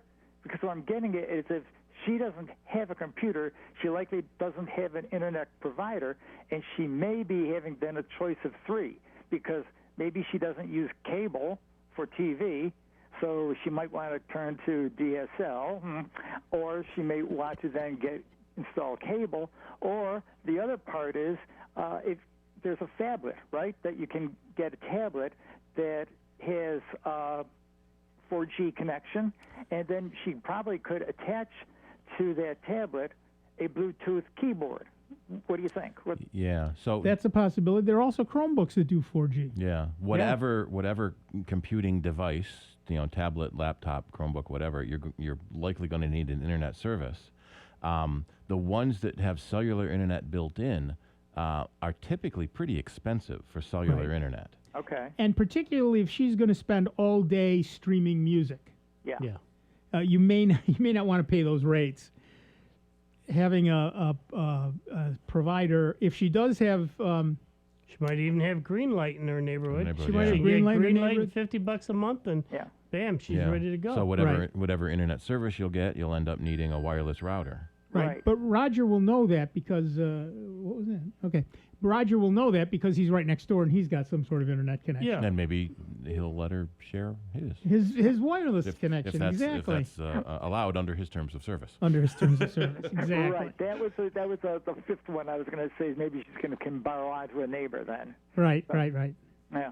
All right. Well, very good. Thank you for answering my silly questions. Thank you. Well, the question was not silly. The only dumb question, and I've been saying for decades, the only dumb question is the one that's not asked. No, I think Steve's asked some dumb questions over time. Never mind. That's we were talking about callers. Callers, yes. All right, thanks, Walter. Bye-bye. Did I ever tell you about the story about the Wi-Fi in our office? No. We used to have an open Wi-Fi network in our office for people to use when they were waiting for the computers to get fixed. One day someone walked in the store and said, I need a Wi-Fi booster. Okay. I'm having trouble getting your Wi-Fi in my bedroom. What? Turns out they lived in the trailer park across the street. Oh, very nice. And wanted us to put a booster on our network so she could get it in her house. So instead we put a password on the network. Perfectly reasonable. Yeah, exactly. Yeah, so we put a password. And then like 4 or 5 days later, someone else came in, another neighbor who's been in before. Neighbor came in and, I stopped getting email. And so we look at her phone, and she's not connected to the internet. Well, you have to join your internet service. Oh, I just used yours. that we just put a password on, so it stopped working. and you can explain to them that it is not in your terms of service to provide internet to the neighborhood. So you really now you can have a guest network up as well. Well, that's what we had. We had a public guest network. Yeah, but for your customers that are in the customers store. that are in the store. And Not down abused, across the street in their house. What's interesting is that a lot of the Good big... Wi-Fi service, though. Yeah. A lot of the internet providers are doing something kind of interesting with the... I know Time Warner does it. I think Cox does it as well. You can go places and you'll see a Time Warner or cable internet Wi-Fi network available.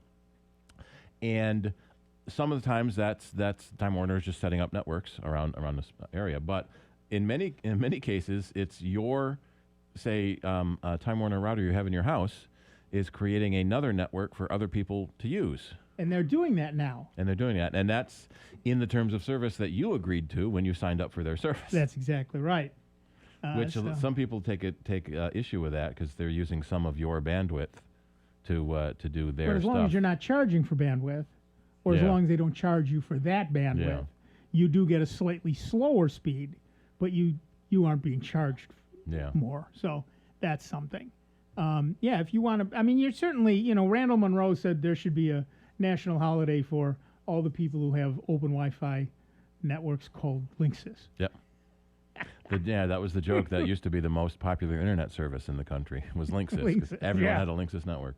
But the reality is that many people nowadays are providing, and whether that's legal or not is between you and your adult internet service provider. But I was like the guy that said it's plausible deniability.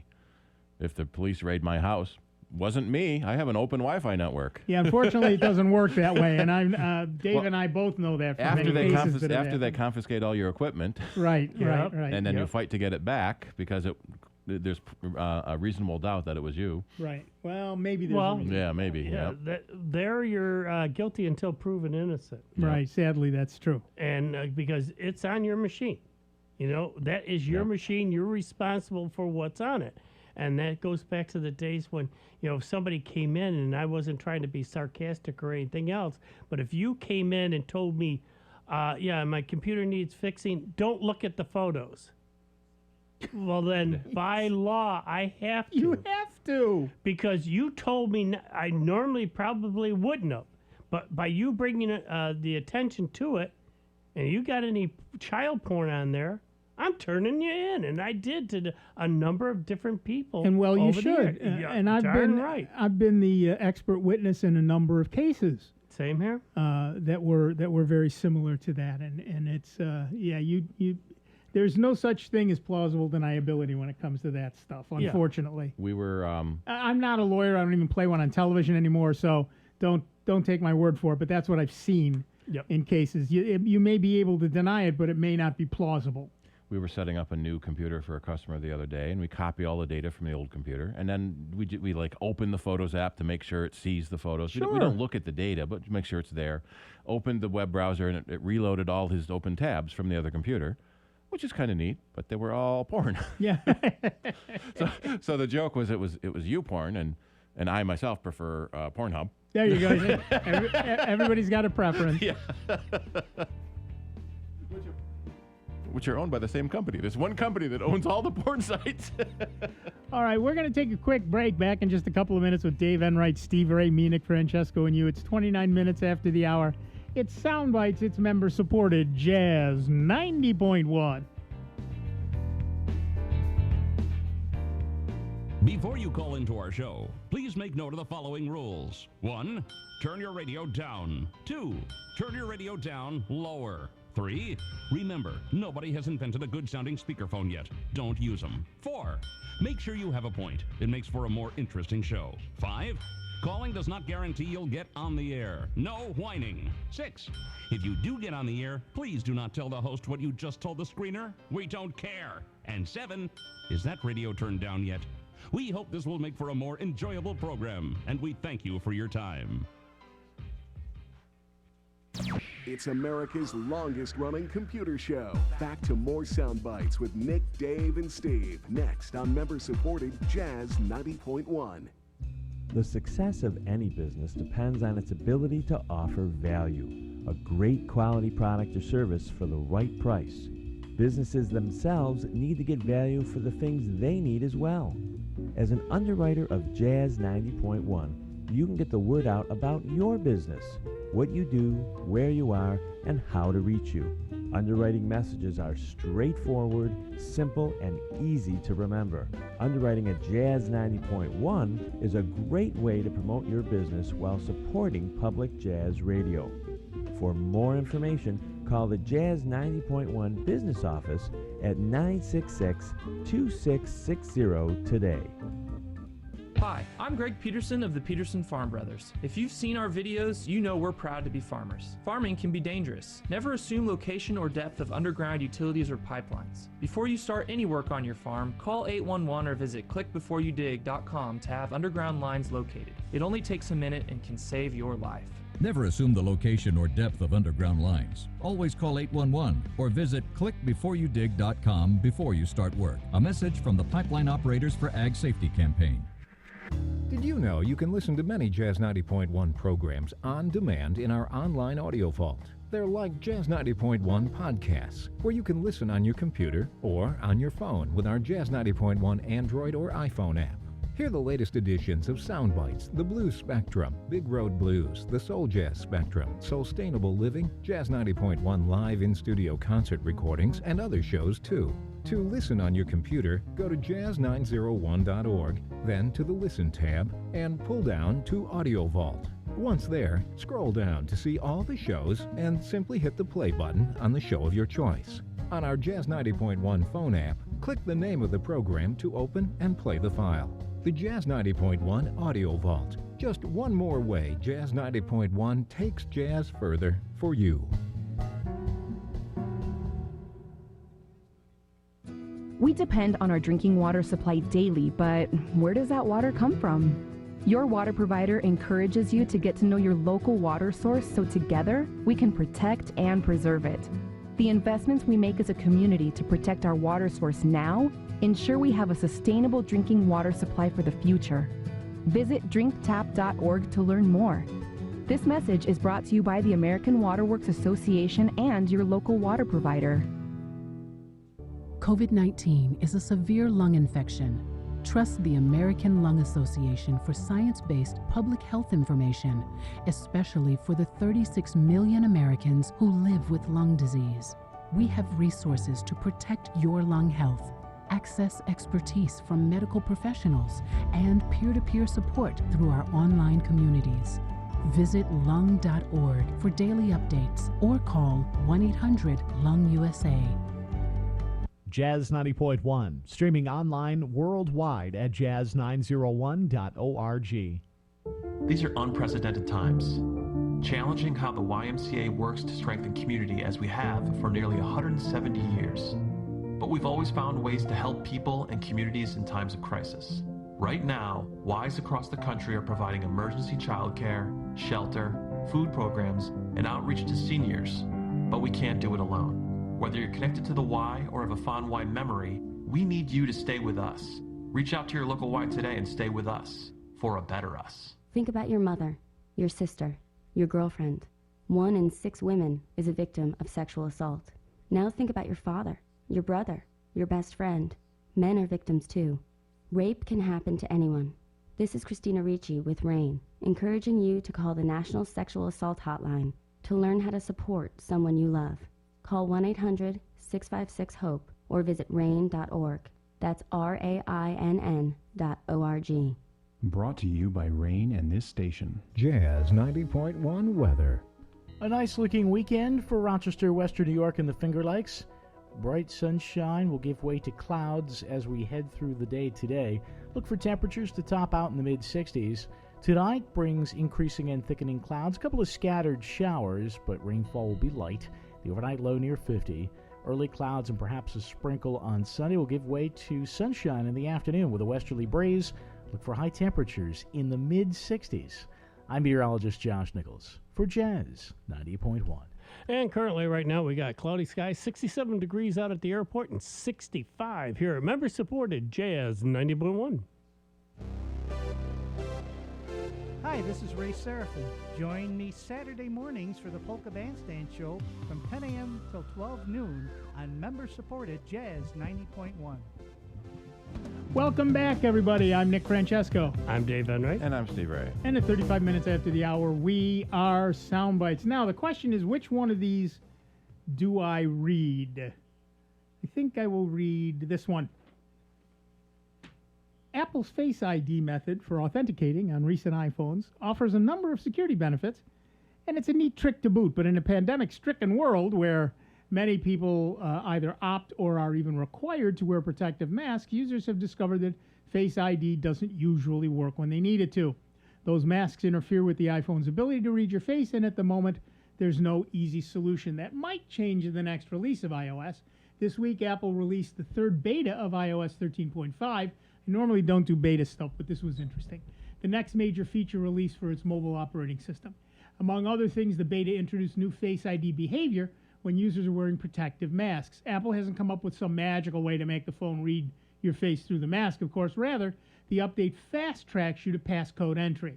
Right now, raising the iPhone to use it results in a quick scan with the front-facing true-depth sensor array to allow you to access your files, messages, and apps. If your face is obscured, the lock indicator shakes and the phone vibrates, indicating there's a problem. After Face ID times out, you're then prompted to swipe up to get to the screen where you can enter your passcode instead. The iOS 13.5 beta skips a step. Now it gives you the option to swipe up and enter a passcode without waiting to use Face ID to finish failing. This is especially important for Apple Pay. Contactless payments are a good way to minimize direct contact during the pandemic, but Face ID made them something of a hassle for mask wearers. Apple hasn't said when iOS 13.5 will be finalized and released to the public, but it's likely not too far off at this point, judging from the past updates' timelines. Not every feature that shows up in an iOS beta gets included in the final release, of course, but this one seems like a necessary change, so it's likely to make it to the finish line, which is why we're talking about it. iOS 13.5 will also introduce Apple's and Google's contact tracing API, meant to help with efforts to tackle the coronavirus by tracking contact with people who are confirmed to be infected. So are you facing Face ID hassles? See what I did there? Give us a call, 585-966-JAZZ. That's 966-5299. Toll free, 1-800-790-0415, just like Ed did from Rochester, New York. Hi, Ed. What's up? Yeah, hi, guys. You shamed me into buying a Chromebook. However, I don't have any dedicated line at my house. I heard Dave, though, say that when he takes his Chromebook someplace where there's not a Wi-Fi, he runs it through his phone. That I got unlimited through my phone, but how would that work? How would you do that? You just, all you're doing is tethering your phone to the Chromebook. You can do it to that, a tablet, anything. And there's generally two ways to do that. The easiest way is called hotspot, which is usually the term in the phone. You turn on a mobile hotspot, which then basically sucks in the cellular signal and spits out a Wi-Fi signal, so any Wi-Fi device can use it. And when you're going to set it up, what you got to do is when you set your phone up for this hotspot, it's got a username and password in it, and it's encrypted. So you have to write that down so that when you go to the Chromebook and say connect to this hotspot, you've got to put in the username and password. So just anyone can't log on and use your data. Right. But how does, I didn't know the hotspot, do you have to look for that, or does that come up automatically? That's in your phone. That's built into your phone. In other words, on my phone, I've got a Pixel phone. At the very top, I just swipe down, and then, you've got all your little icons for the Bluetooth and all the flashlight and all these other things. If I swipe it once to the left, there's my hotspot shows up. But then your computer just sees it as another Wi-Fi device. Right. But in your case, because you are setting it up for the first time, you might need to actually set it up. And depending on which phone you've got, it's probably under Settings, Network, and Internet. And you'll see on that list hotspot and tethering. Yep. Tethering usually means you're using a USB cable between them. which you can do, but the Wi-Fi hotspot is easier. It can also depend on who your carrier is. Some carriers give you hotspot for free. Some carriers charge you extra for hotspot. Yeah, because I also will pick it up. It'll read it and it'll pick it up like just going on the web normally. It'll just the Chromebook will just see it. Up, right? The Chromebook will just see a Wi-Fi access point. Like in fact, connect to it. I have a Raspberry Pi that connects to it. Right. So it's really just a matter of first you've got to set it up on your phone, as I said, through settings and then networking and then the hotspot. And that will give you the place where you put in a username and an ID and a password. And write that down, because usually it's very long and crypted, as far as it doesn't look like some phrase or something else. So write it down, and then that way when you go to set it up on that device, and if you have multiple devices, you can set it up on all of them. Right. Now you need to be aware that this will eat your battery, so make sure that your phone is plugged in when you're doing this. Or be careful about watching your battery life. That's a good idea. Hey, thanks a lot. I will do that. All right, there you go. The ability to do that is a very cool one. And then some devices have cellular built into them. A lot of times they'll call it cellular, they'll call it 3G or now 4G built into the device. So it basically has a little cell chip built in. And in many cases, you can add a device onto your current cell plan. And again, that depends on the carrier. We generally see it be about $10 a month for a gig or two of data. But as we mentioned earlier, cellular on your tablet can be quite expensive. And if you don't have the unlimited cellular data, that can eat up your bill pretty quick. So you need to check with your carrier, see if you have hotspotting, and see if there's an extra charge for it. Yeah, like I say, it's been a godsend. I've got it hooked up to my Chromebook. I've got it hooked up to a tablet and a Raspberry Pi. Most of the time, customers in our store, we sort of steer them away from the cellular iPads because they almost always have a phone anyway, and hotspotting is cheaper because you don't have to pay the extra for the cellular in the iPad, and you don't have to pay the extra for the cell plan for the iPad when you may only be using it a couple of days a month. Right. If you are a Verizon customer, you have the right to hotspot. The T-Mobile also is part of it. I don't know about Sprint or AT&T. Right, but in both of those cases, when they bought Spectra from the government, one of the stipulations was they allow hotspotting because of the Spectra they bought. So if you are a Verizon or what did you say, T-Mobile? Yeah. T-Mobile customer, then you have the right to do that. I am a Verizon customer, so I do have the right to do that. All right, back to the phones. Our next caller is Stosh from Webster, New York. Hi, Stosh. What's up? Thanks for taking my call, guys. Actually, a two-part quick question, actually. The first one is in regards to Lenovo Chromebooks. Yeah. I'm noticing when I wake up the Chromebook, it's from its sleep mode or whatever you want to call it, that it's lagging because it's trying to catch up with all the messages, and if I have, like, Facebook posts or whatever, or email messages, it takes like a couple minutes for it to catch up. I don't know if there's a way around that where, aside from turning it off and just turning it on, that I could just start wherever, like my virtual footprint is, so to speak. Right. There kind of isn't. What you can do is set all of those into a folder, and all of those things that you want to open like that into a folder. And then you can right-click on the folder, or if you're using a Chromebook, double-tap the pad, and then you can say open all, and as long as there aren't too many, like fewer than say 20, it'll open them all up. But in any case, it will lag a little bit as it starts all those up and catches up. The reality is that your Chromebook may not be nearly as powerful as your desktop, so it's going to be slower. A lot of people like setting those startup options because I always use my mail, I always have my WordPress, I always have my web browser. But then they don't realize it takes longer to open every time. Right. Yeah, that's true. I appreciate that input. I was also asking a real quick question here about the Discovery Easy Store, those terabyte backups. I'm wondering if they can be used at all in a way as like its own separate hard drive instead of just a backup for like a laptop. I'm just curious. Virtually every hard drive can be used as just a hard drive. Typically, the ones that are marketed as a backup drive will come with extra software to do the backup for you. Like the which I Buffalo always thought was drives. interesting because there's backup software built into every OS. You don't Right. need something extra.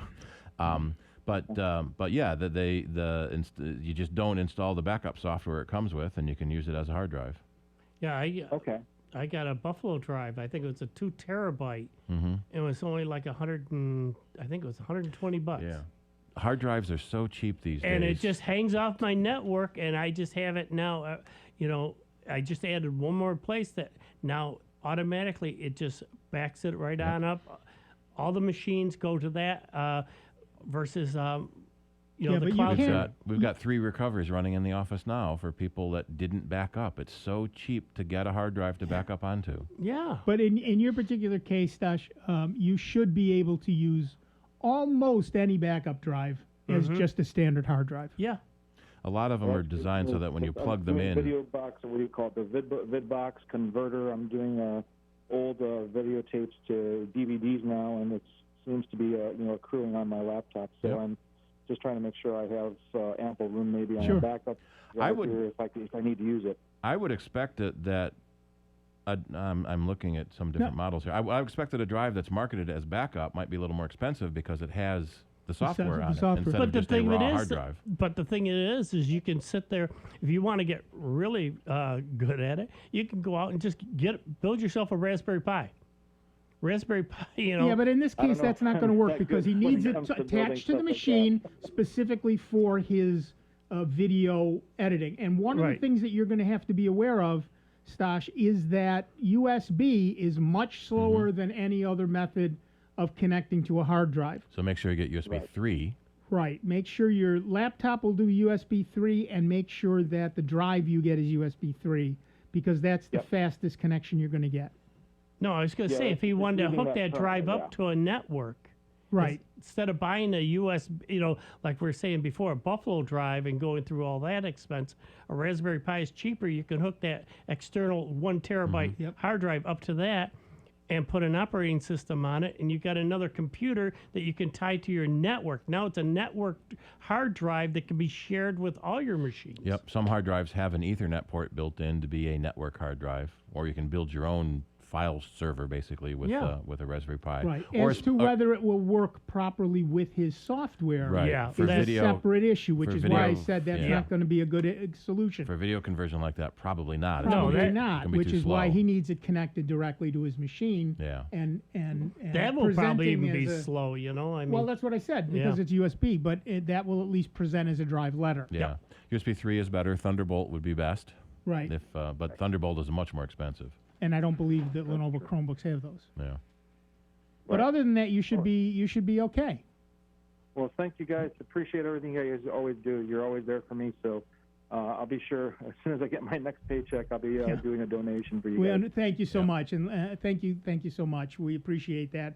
We do understand these times, but you must understand that we want to stay on the air. So it works the other way around too. Thanks, Dosh. All right. So you remember when USB came out on how amazing it was, because you plugged it in and it worked at 10 megabit.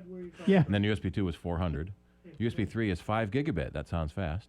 Thunderbolt is 40 gigabit. Right. And it's bidirectional, so you can do 40 send and 40 receive at the same time. Right. So it's you pay more for speed, and we're typically seeing now a lot of the high-end video people have been using Thunderbolt for a long time. The confusion now is that Thunderbolt 3 and USB 3.1 are using the same Type-C connector. Right. And a lot of people it's being called Thunderbolt or USB Type-C or just USB-C connectors. And when you see that connector, you can't tell whether it's Thunderbolt 3 or USB until you look at the icon to see which icon it has. Right. Because they are completely different protocols that just happen to use the same connector. Right. Just to make things easy for us. Sure, exactly. Back to the phones. Our next caller is Fred from Rochester, New York. What's up, Fred? Well, you started to answer a question about a backup drive, external hard drive that you could, when you plug it in, it goes right to installing the software that I don't need. Right. How do I bypass that? Well, the easy way is don't buy a drive that has backup software on it. Just buy a raw drive. The other way is just to use the formatter, disk manager, and reformat it. If what you're looking for is storage attached to your local network, correct, that is called network attached storage, or an NAS drive.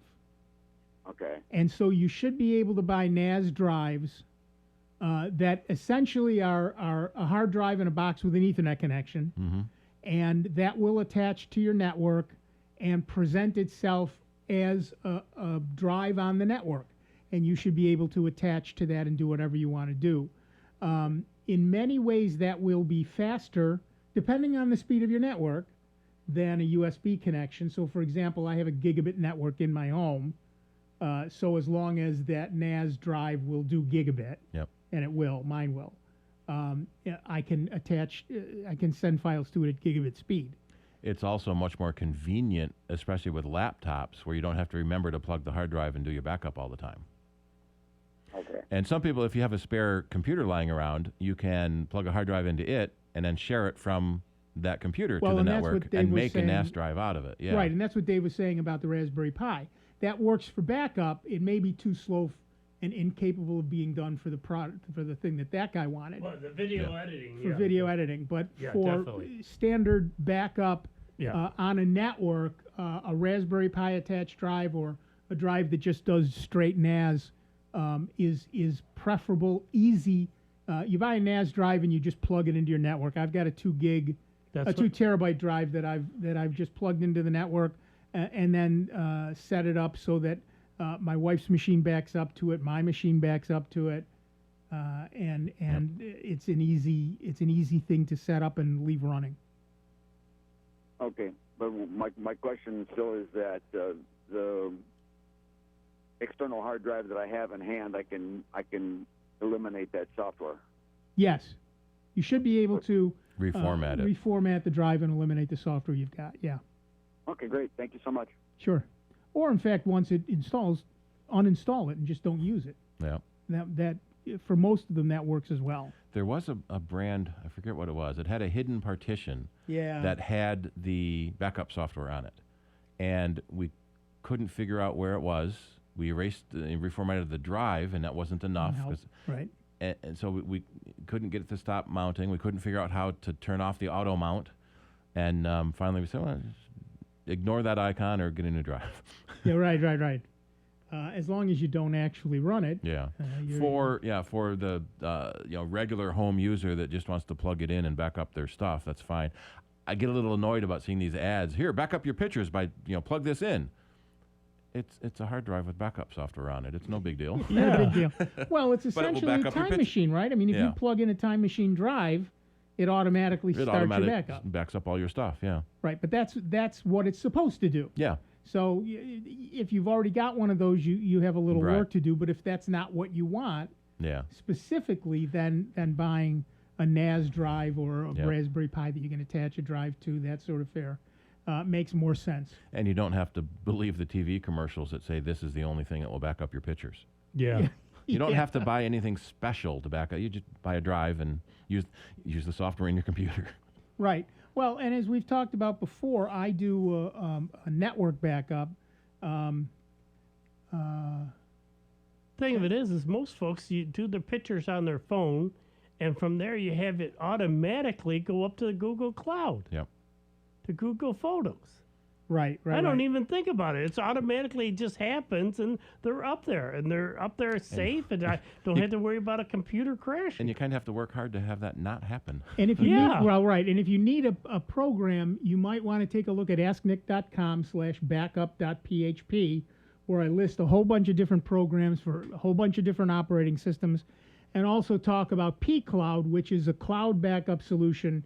Install it and forget. It's a set and forget. Once you've got it set up, you're done. And I've done it for me. I've done it for my wife, which means that we back up. You've got the stuff on your machine. We've got a backup on my network, and we've got a cloud backup in case anything else happens. That's the 3-2-1 backup on another type of media. I thought it used to be tape. No. Right, man. I've still got it cleaning out, and I found a couple of tapes. You have a tape reader? No. They were unopened, so I know that they're not. I'm not missing anything. All right, that's it. That music tells us we're done for another week. Time flew this week, I'll tell you that. I want to thank Dave Enright. I want to thank Steve Ray. I want to thank every single person who called in. For those of you who called in at the absolute last moment, I'm sorry, we can't do what we can't do. Please call earlier next week. And that's it. We're done for another week. Thanks to all of you. We'll be back next week with a whole lot more of the longest running computer show in the known universe. Let me once again thank each and every one of you. We made our goal. This show will continue. We appreciate your help in the latest drive. And we will see you next week on Soundbites on member-supported Jazz 90.1. See you in just 166 hours. Hi, I'm Greg Peterson of the Peterson Farm Brothers. If you've seen our videos, you know we're proud to be farmers. Farming can be dangerous.